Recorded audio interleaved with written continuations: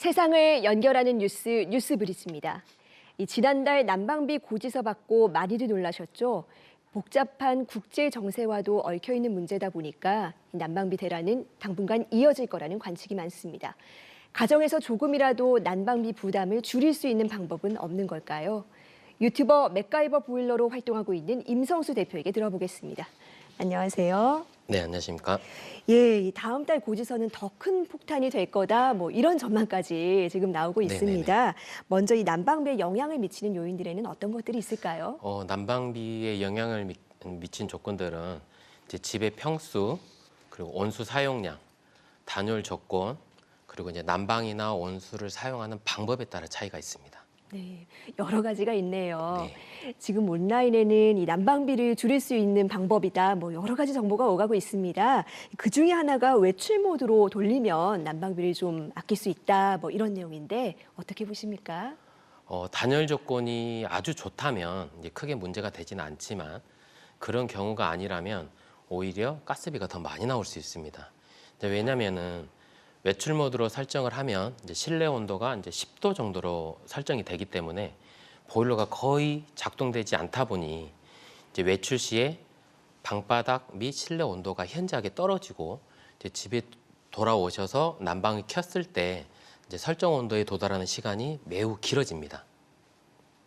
네, 그런 문제가 있군요. 그러니까 우리 집에 아주 단열이 잘 된다, 이런 게 아니라면 오히려 외출 모드를 안 쓰는 게 나을 수도 있다는 말씀이시네요. 네. 그러면 이 난방비를 아낄 수 있는 방법들은 또 어떤 것들이 있을까요? 이제 첫 번째로 가습기 사용입니다. 가습기를 사용을 하면 이제 공기 순환 및 이제 수증기가 이제 열을 이렇게 품고 있기 때문에 온도가 빨리 안 떨어지고, 그리고 사용자가 보일러를 가동을 했을 때 설정하는 온도에 빨리 도달합니다. 그리고 두 번째로 이제 에어캡, 일명 뽁뽁이라고 하죠. 에어캡을 사용하는 것도 이제 큰 도움이 됩니다. 사용하지 않는 창문이 있다면 이제 창문과 창문틀을 같이 해서 이렇게 붙여주시는 게 좋고, 이제 사용하는 창문이라면은 그 창문에만 그렇게 에어캡을 붙여도 연솔심 및 냉기 차단 효과를 볼 수 있습니다. 이제 그리고 창문은 이제 식은장치 이렇게 잠궈준다 그러죠. 식은장치 해주는 것 또한 좋은 방법이라 할 수 있겠습니다. 그리고 그 온수 사용 시에 내게 맞는 적정한 온도를 찾는 게 매우 중요합니다. 온수 온도를 최고로 세팅을 해서 냉수와 온수를 이렇게 섞어 쓰는 습관보다는 온수 온도를 좀 낮추고 온수 방향으로, 이제 왼쪽이죠.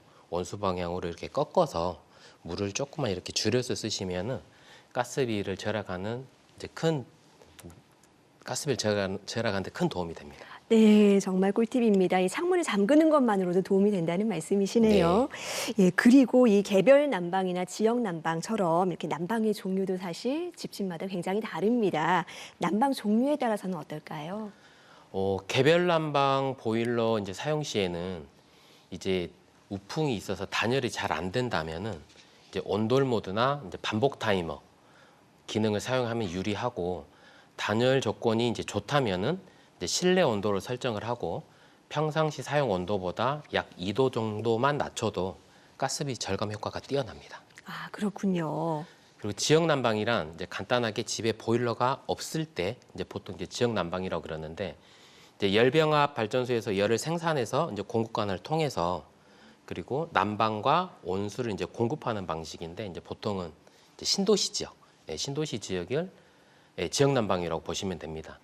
지역 난방의 경우는 이제 난방소 온도가 이제 60도 정도로 좀 낮고, 그리고 이제 개별 난방 보일러 온도가 80도다 보니까 약 20도 정도 낮습니다.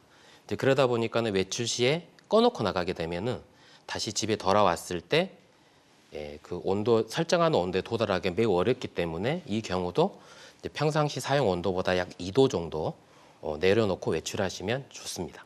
그렇군요. 내가 집에 있을 동안에만 몇 시간씩 이렇게 잠깐씩 난방을 사용하는 경우도 있거든요. 이런 방법은 어떨까요?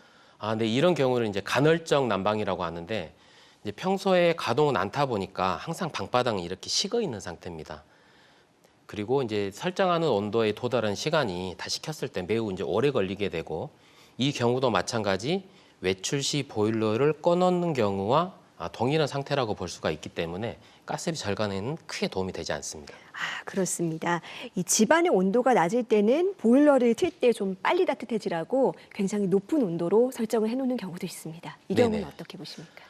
이런 경우가 이제 가스비 폭탄을 맞는 경우입니다. 한겨울철 평균 적정 온도는 약 20도에서 25도 정도인데, 물론 이제 사용자마다 체감하는 온도가 다르기 때문에 약 1도, 2도 정도의 이제 편차가 있습니다.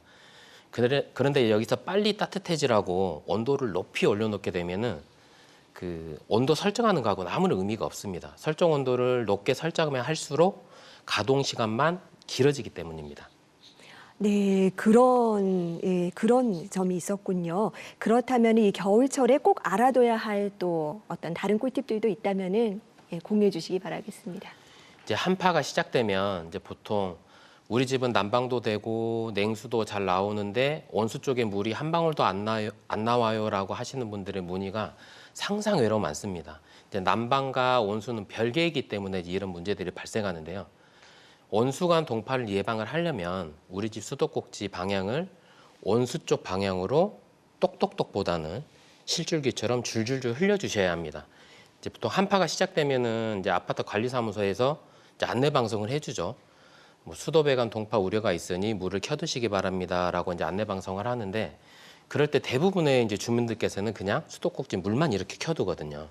그러면은 보통 냉수 쪽을 켜게 되는데, 이런 경우에는 우리 집 수도관, 우리 집 계량기 그리고 냉수만 동파를 막을 수가 있고, 이제 한파 경보 특보가 발효된다면 항상 온수 쪽으로, 꼭 온수 쪽으로 하셔야 되고, 똑똑똑이 아닌 줄줄줄줄 켜셔야 우리 집 계량기, 냉수관, 온수관 동파를 모두 예방할 수 있습니다. 쉽게 말씀드리자면은 온수가 나와서 얼지 않는 게 아니라 물이 이렇게 흐르기 때문에 얼지 않는다고 생각하시면 됩니다. 그리고 수도가 얼었을 때 보일러를 꺼야 하는 거 아니냐고 물으시는 분들이 꽤 있습니다. 수도가 얼어도 보일러 난방과는 상관이 없으니 그냥 켜고 사용하셔도 됩니다. 자, 오늘 정보들로 알뜰한 관리하셔서 난방비 부담 없이 여러분 모두 따끈따끈한 겨울 보내시길 바라봅니다. 예, 이 근본적으로는 어떤 정책적인 해법이 중요하기는 하겠지만 알려주신 요령들만 잘 활용해도 난방비 부담을 어느 정도는 줄일 수 있을 것 같습니다. 네. 예, 오늘 조언 감사합니다. 네, 감사합니다.